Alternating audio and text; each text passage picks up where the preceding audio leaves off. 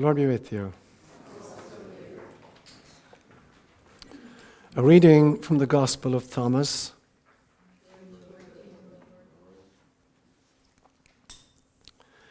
Jesus said, "A person owned a vineyard and rented it to some farmers so they could work at it and he could collect crops from them. He sent his slave to the farmers so that he would get his vineyard's crop. But they grabbed him, beat him, and almost killed him. And the slave returned and told his master. His master says, perhaps he didn't know them. He sent another slave, and the farmers beat that one as well. Then the master sent his son and said, perhaps they'll show my son some respect. Because the farmers knew that he was the heir to the vineyard, they grabbed him and killed him. Anyone here with 2 good ears had better listen." Jesus says, "Show me the stone that the builders rejected. That is the keystone." Jesus says, "Those who know all but are lacking in themselves are utterly lacking." Jesus says, "Blessed are you when you are hated and persecuted. Wherever you have been persecuted, they will find no place." Jesus says, "Blessed are they who have been persecuted within themselves. It is they who have truly come to know the Father. Blessed are the hungry, for the belly of him who desires will be filled." Jesus says, "If you bring forth what is within you, what you bring forth will save you. If you fail to bring forth what is within you, what you fail to bring forth will kill you." Gospel inspired by God. If you're in Kenya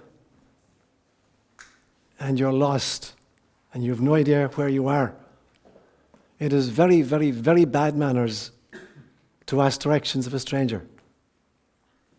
Really bad manners. You cannot just go up to somebody in the street and ask directions if you're lost. So what happens? You just stay lost? No. You have to make a friend of the stranger, and then you can ask questions. You have to first establish a relationship with somebody before you start, asking directions of them. And so, for instance, with the Kipsigis people that I lived with for many years, there's a whole ritual. When you meet somebody, you're totally lost, you're looking for directions, but you can't just get into it. And so you have to go engage in a whole dialogue in getting to know each other. So you start off and you say, "Yamune," which literally translates as, "Do you love yourself?"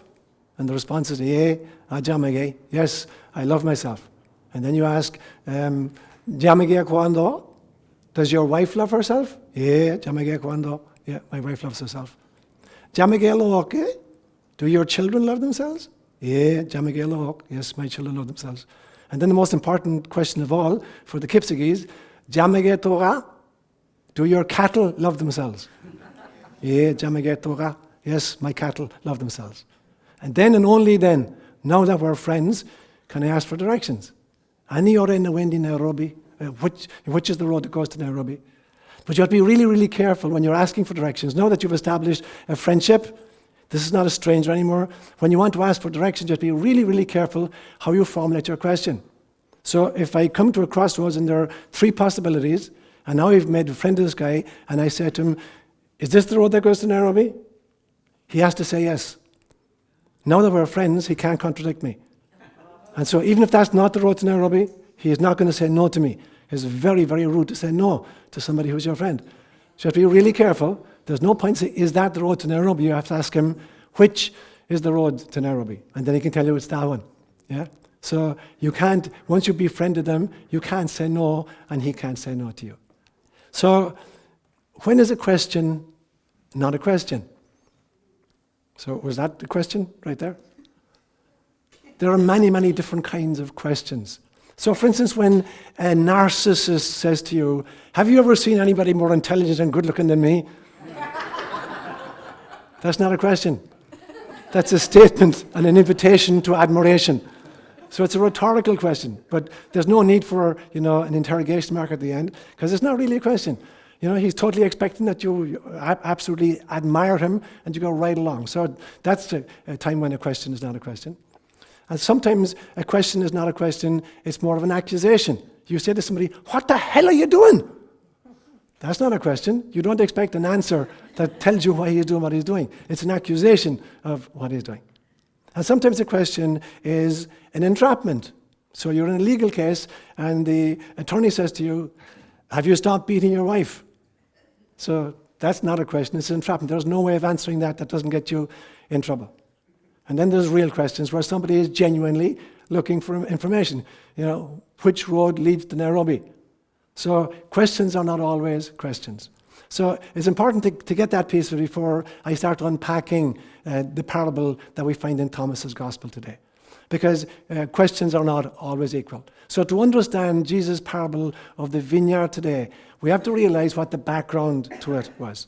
And I will unpack that in a few moments. So I'm going to make 4 main points this morning. I'm going to talk about the parable of the vineyard owner that we got in Thomas's gospel this morning. And then the second point, I would call it paradox preaching, shock jock Jesus. Yeah. Thirdly, I'm going to talk about the true human being. And then fourthly, birthing the self, all coming from the scriptures this morning. So in order to understand this parable that is in Thomas's gospel this morning, we have to know a little bit of the background to it. And the first thing is this: Thomas is a pathetic storyteller. The Gospel of Thomas isn't really stories, it's 113 sayings of Jesus. So obviously, Thomas was not Irish. Thomas is a big believer in getting to the punchline really, really quickly. He gives as little background as is necessary just to get the punchline.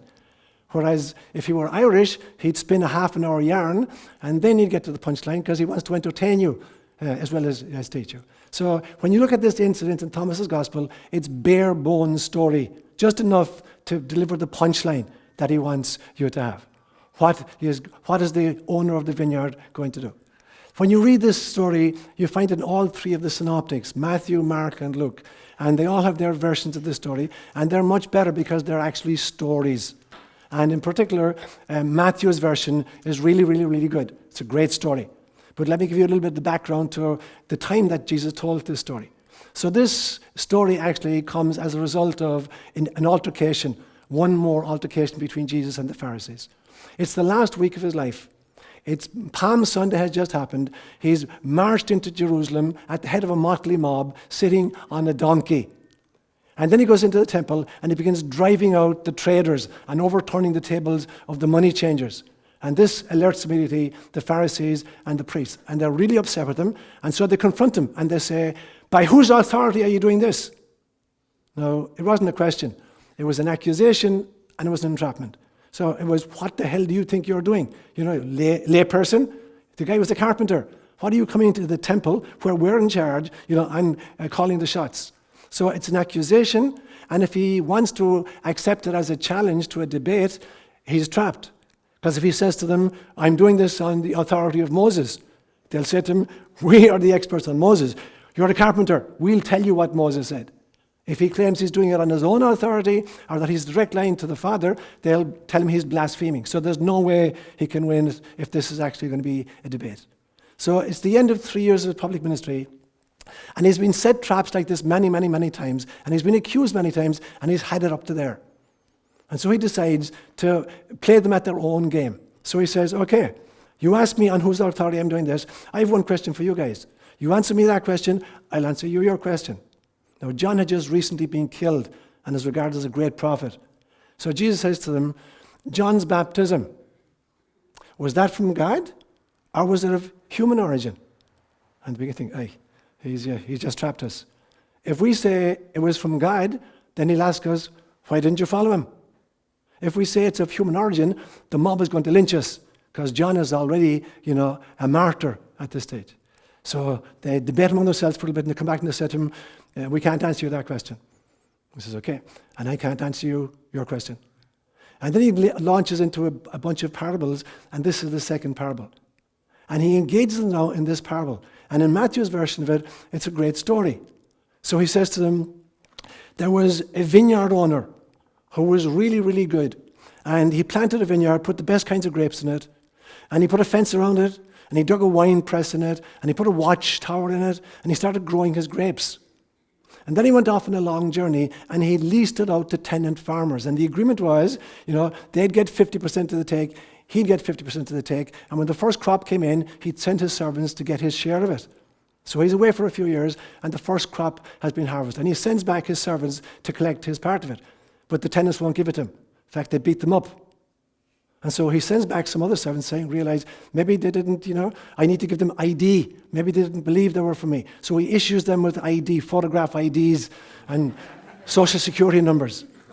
And all the guys come and they show their photo ID and their social security numbers. And they beat them up anyway. And they even kill one of them. And the other guys come back and they report to the vineyard owner what happened. So he says, "Oi, this is serious. I'll send my son. I have one son, I'll send him. Once they see my son, they'll play ball." So they send back the son, and the guys see the son. And now the law is, where we get our law from, if a man dies without an heir, the property goes to the person who's in possession of the property at the time. Now, possession is 9 points of the law. Saying, okay, this is his only son. If we kill this guy, we are in possession of the land goes to us. We now own the land straight out. So they kill the son.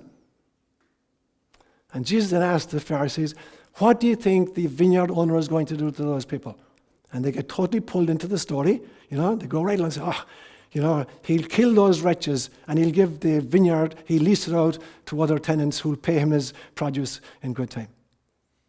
Now, that's the story as Matthew tells us. A much better story than Thomas's version of it. Now, the question is, how do we unpack that story? And I want to suggest that there have been 3 different ways that that's been unpacked, in Christian history. And I'm going to offer a 4th unpacking of it this morning. So the first unpacking was this. Here's Jesus with this renewal movement, this spiritual renewal movement.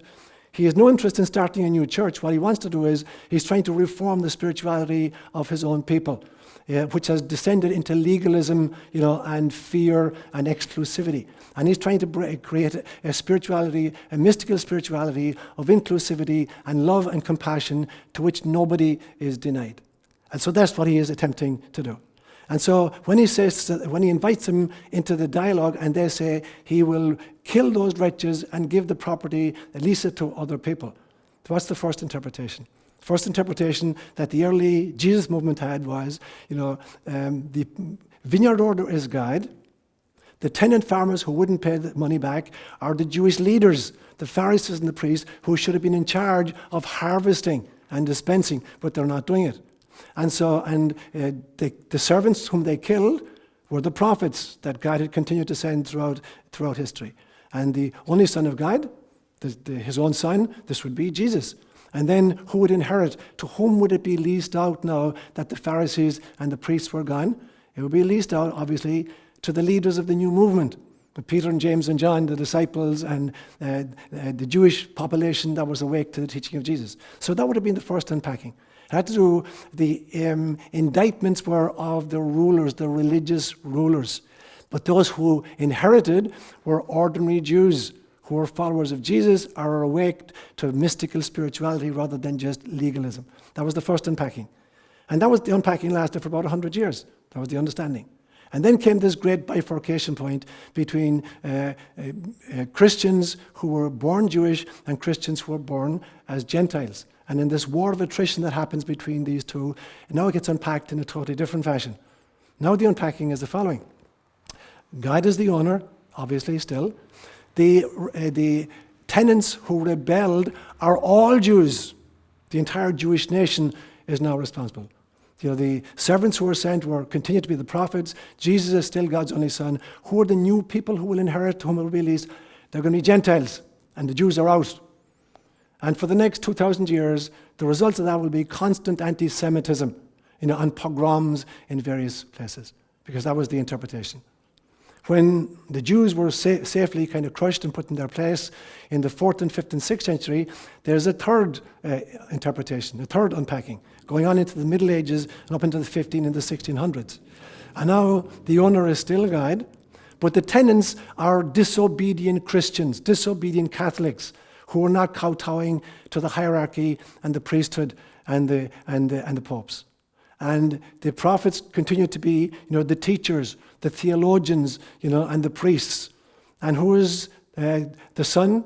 The Son is the vicar of Christ on earth. The Son now is the infallible Pope. And, who's going to, inherit now that these sinful Christians are being consigned to hell? New converts who prepare to accept the system, the papacy, the priesthood, the hierarchy, patriarchy, dogma, laws. Those who accept that, they're the new inheritors of this new system. And that's pretty much what we grew up with. If we were raised Catholic, that was pretty much the understanding.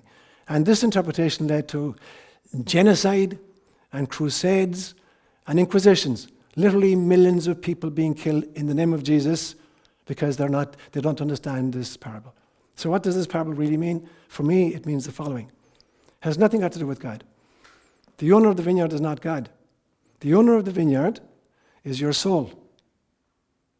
And the tenants who are refusing to play ball with your soul is your ego. When your ego takes charge and thinks that it owns the vineyard and won't share with anybody. And who are the prophets that are constantly sent? There's your intuition and your conscience and the visions you occasionally have, the insights that come to you from your own soul, trying to bring you back into alignment. And who's the Son? The Son in this instance? The Son is self-realization, coming fully awake. That's what the Son is. And who inherits?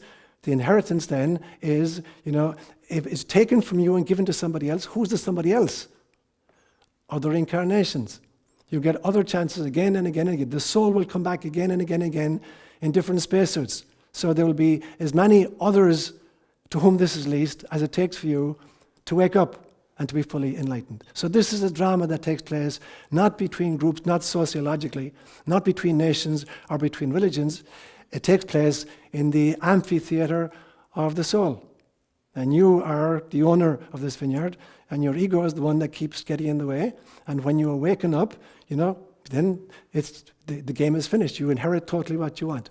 If you don't wake up and you insist, and the ego trying to keep to grab on, the ego just has to come back again and again and again. It looks like others, and indeed it's a different ego because it's a different personality, because then it's a different spacesuit. But it's the same drama being played out until finally you give back to source what belongs to source. You fully wake up. So that for me is the understanding of what this parable of the vineyard means. Which leads me to the next piece then. Jesus as the paradox preaching shock jock. When you look at the teaching of Jesus and you understand it in its rawness, and you take the individual stories, here was a guy who had perfected the Zen koan. I don't know of any other teacher, not even in Buddhism, who was as good at proposing Zen koans as was Jesus. Most of his parables are Zen koans, but even his one-liners so often are Zen koans. They're totally paradoxical. The idea of the Zen koan is that you're proposed a conundrum which has no rational, solution to it. Like, what is the sound of one hand clapping? Or what did your original face look like before your grandparents were born? There's no rational response to these kinds of questions. Because in Zen Buddhism, the idea is to get you out of your mind, trans-rational, into your soul, and start listening at a different level of yourself. And Jesus is a genius at this kind of thing. So statement after statement after statement, he just rocks you and says, well, what does that mean? One of my favorites is this, where he says, if you can't be trusted with what belongs to somebody else, who's going to trust you with what belongs to yourself? Now that kind of turns it on its head. We would imagine that he would say, if you can't be trusted, with your own stuff, who's going to trust you with somebody else's stuff? No, he does it exactly the opposite. If you can't be trusted with what belongs to other people, who's going to trust you with what belongs to yourself? In other words, what belongs to other people is just the incarnational aspects of life. What belongs to yourself is your soul stuff. If you can't manage your affairs in the incarnation, how are you going to manage your soul's affairs? So again and again and again, he proposes these extraordinarily beautiful koans. And then he does it as a shock jock very, very often. He startles his audience with the kinds of statements he'll make. Stuff like, it is harder for a rich person to get to heaven than for a camel to squeeze through the eye of a needle. Or, if your right eye scandalizes you, pluck it out and throw it away from you. Better to enter heaven with one eye than to enter, Gehenna, with the two eyes. So he's constantly shocking his audience. And he does it again today. There's paradox and there's shocking. So in this dialogue that Cecile read for us today, and I'm sure as she was reading it, you could see how many paradoxes are built into that reading today. When he's talking about fullness and emptiness and lack, there's paradox after paradox after paradox. So at one stage, he says, for instance, at the beginning of that first reading, he says, woe to the person who has seen the Son of Man. Blessed is that person who has never seen him or associated with him or even heard him speak. What does that mean? You would imagine that the blessed ones are the ones who have seen Jesus, heard him, and associated with him. He says, no, woe to those. Blessed is the person who's never seen me or heard me or associated with me. So what in God's name is he driving at when he talks about that? Because the price of hearing Jesus and associating with Jesus, the price of waking up, as Paul said very powerfully one time, costs not less than everything. The more you become awake, the greater the reward and the higher the cost. It's much easier to stay asleep. Waking up sucks. The more awake you become, the greater the rewards and the greater the cost. Because finally, it would eat into everything you have, everything you think, everything you are. It will cost not less than every single part of you waking up. And so in some senses, Jesus is saying, you're lucky guys if you've never heard the truth. If you've never awoken to the truth, you're the real lucky guys. Because, no sweat. You can just, meander through life, stay asleep. But woe to you who have heard. Woe to you who have associated. Woe to you who have seen the Son of Man. Because now you're stuck. Now you have to grow. Now you got to walk your talk. And that walking the talk ends only when we merge fully with Source. And so when he says towards the end of the reading stuff like, the person who is full tends to lack, whereas the person who is lacking feels full. So it's the same notion again. The person who is full knows lack. All the great saints keep protesting that they are sinners, not in the sense that they're breaking laws or contravening precepts, but all the great saints knew that although they were held up by the rest of us as idols, as models of perfection, they measured themselves against the gap between who they were and total merging with Source. And so there was always a lack. On the road to enlightenment, until we merge finally with Source, no matter how full a person may appear to be, they're lacking hugely because there's always a gap between who we are and whom we are meant to become. We are meant to merge totally with Source. Whereas most of us, we feel grand. We're dead happy with our spirituality. Go to Mass on Sunday, don't eat meat on Fridays, you're into heaven, no problem. But we feel full because we're not aware of the fact that there's this gigantic gap between who we really are as individuals and whom we're meant to be when we go back to Source. So you get this paradox after paradox after paradox this morning. The journey back into enlightenment costs not less than everything. And it's not that we're making sacrifices in the sense of you have to give up stuff.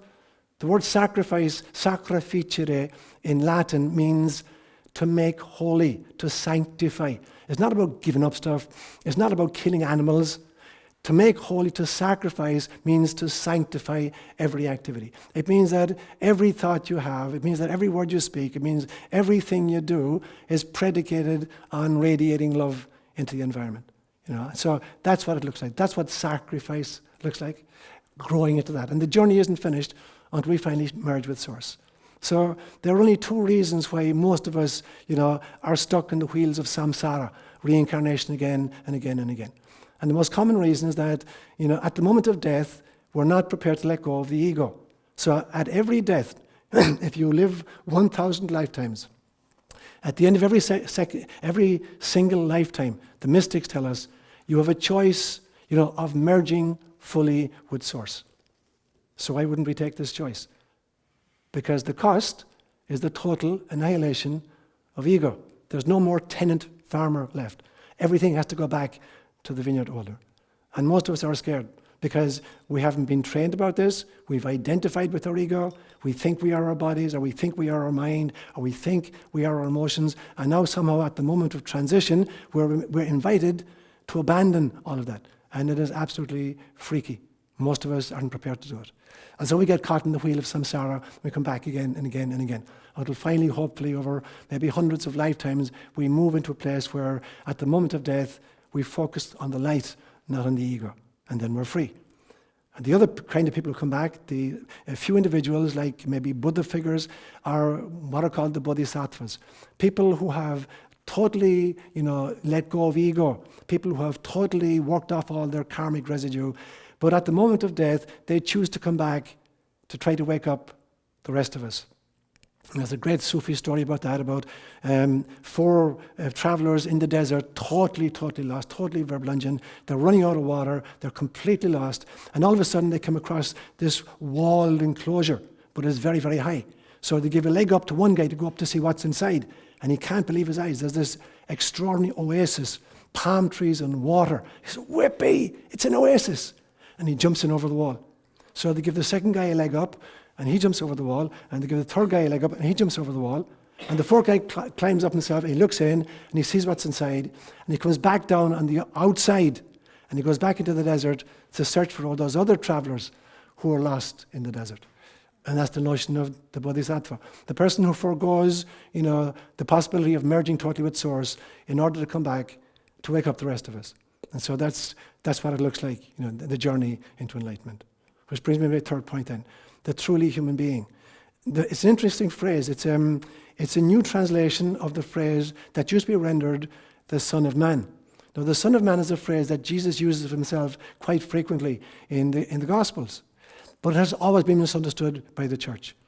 It's as plain as the nose in your face that when Jesus says the Son of Man, he's talking about a human being. But the church has turned this phrase to mean the Son of Man actually means the only Son of God. So when Jesus uses the phrase of himself, the Son of Man, the church immediately says what he really meant was the only Son of God. He is never saying that. What Christ is saying is the truly awake person. So that's why they translate it now as, instead of just the Son of Man, they translate it as the true human being.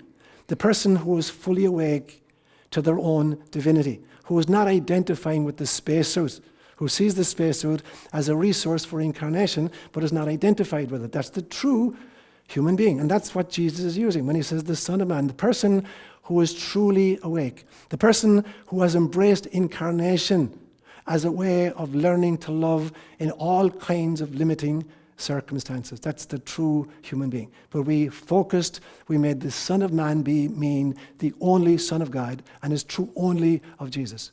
And so where Jesus was inviting all of us not to follow him, but to go where he's pointing. Jesus came as a signpost.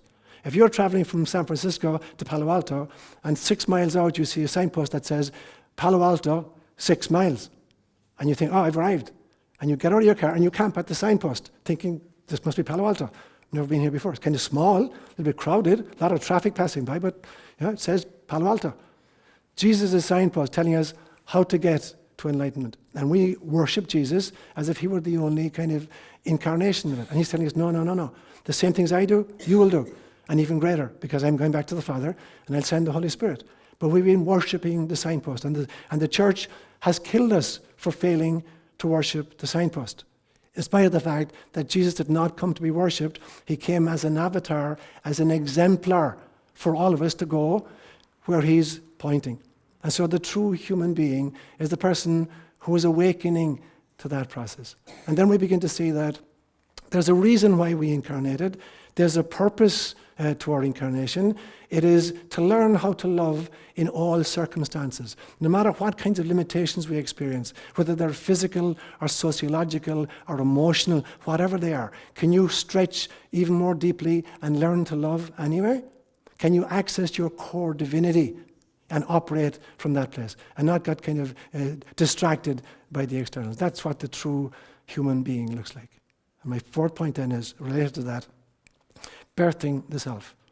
In all of Thomas's gospel, there's 113 statements of Jesus in Thomas's gospel. This is my favorite, where he says, if you bring forth that which is within you, what you bring forth will give you life. If you fail to bring forth that which is within you, what you fail to bring forth will kill you. It's not just like you can be left neutral, it'll kill you. If you bring forth that which is within you, it will give you life. If you fail to bring forth that which is within you, what you fail to bring forth will kill you. Now he's part jock here, and is part of the truth. He's really shocking the audience. So what does it mean to bring forth that which is within you? I'll talk about that at the very, very end. What does it mean to fail to bring forth that which is within you? It is to misidentify. It is to think I am the job I do. It is to think I am the relationships I'm in. It's to think that I am my ideas. It's to think that I am my emotions. It's to think that I am my physical body. That's what it is. So I'm not bringing forth my soul. I'm not birthing my soul. And Christ says, that will kill you. It doesn't mean that you're going to be struck down dead. What it means is you're going to be stuck on the wheel of samsara again and again and again and again and again. You're going to keep recycling. You're going to keep reincarnating again and again and again until finally you do bring forth that which is within you. And then you're free. Then you're totally free. So what does it mean to bring forth that which is within you? There's a great statement in Luke's Gospel where Jesus says, you must be compassionate as your heavenly Father is compassionate. Now, Jesus is speaking in Aramaic, and the word he uses for father can also be translated as birthing principle of the universe. So it's the generative force in the cosmos. It's not just a male kind of a progenitor. It means the birthing principle, that which brings all of manifestation into being. So when he talks about Ab-one in the Aramaic, which is translated as my father, or daddy, he's really talking about the source of all that is, the birthing principle of the entire cosmos itself. And the word that he's using, which is translated into English as compassion, in the Aramaic is the word rachamim. And rachamim in Aramaic is the plural of the Aramaic word for a womb. And so here's what he's actually saying. You must be womb-like, just as the birthing principle of the universe is a womb. So what does it mean? What is a womb, firstly? A womb is that, faculty, that organ that allows a woman to conceive, to carry, and to give birth. Not just once, but many, many, many times. And so Christ is inviting us to be womb-like in that fashion, to keep giving birth. So to whom must we give birth? The first thing we do, we give birth to a sense of self as a body. The little child thinks it's a physical body, so it sticks everything into its mouth. It's testing, is this part of me? Is my toe part of me? Is the pencil part of me? Is Mammy's nipple part of me? So he's trying to figure out, what's me and what's not me. And so our first identification is with our physical selves. Then we start identifying around a name, around the age of maybe 8 months. When somebody says, Jerry, all of a sudden there's one head turns, and 1 8-month-old head begins to turn. So we begin to identify with the name. We think we are our name. Then we begin to think that we're the relationships we're in. I'm Peggy's son, or I'm Seamus's brother. And then at some stage we begin to identify with the jobs we do. I'm a farmer, I'm a bus conductor, I'm a janitor, whatever it is. We begin to identify with jobs we do. So these are subsequent births. We keep birthing and birthing and birthing. First it was my body, then it was my name, then it was relationships, then it was jobs I did. So we're birthing bigger and bigger versions of the self. We have to keep birthing Christ. You have to be as womb-like as the cosmos itself. The cosmos didn't stop birthing when it created the Milky Way galaxy. It didn't stop birthing on planet Earth when it created the first protozoa. It kept birthing again and again, and you've got multicellular creatures, and then great amphibians, and then reptiles, and then mammals, and then Homo erectus, and then Homo sapiens, and then eventually Homo spiritualis. So it keeps birthing. Even the universe keeps birthing, the planet itself keeps birthing, and we have to keep birthing. So our sense of self we have to sequentially disidentify with lesser notions of who we are, and birth bigger and bigger versions of who we are. So at some stage, we have to realize that I'm not just a skin-encapsulated ego. I am my family. My compassion and my responsibilities extend to the family into which I was born, and then maybe into the village. And the next birth is to the tribal group, and then to the nation, and then to planet Earth, and then to all sentient beings. But the birthing isn't finished until we give birth to God. That's the final birth, and none of us is allowed to go on the pill until we give birth to God. And Meister Eckhart said this really, really beautifully way back in the 1300s. He said, in a famous homily at Christmas one time, he said, of what use is it to me that my Saviour was born of a virgin 1300 years ago? If he's not born again in my time and in my psyche, every single one of us is meant to be the mother of God.